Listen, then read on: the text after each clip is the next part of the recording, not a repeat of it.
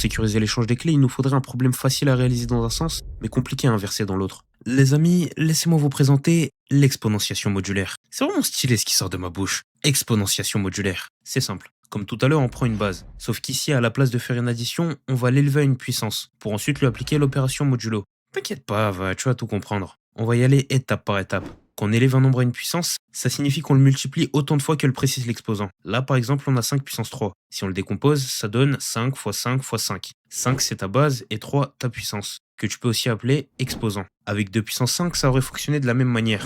2 fois 2 fois 2 fois 2 fois 2. Encore une fois, et là je pense que tu comprends ce que je veux dire, on multiplie le nombre autant de fois que l'exposant le précise. Maintenant, le modulo.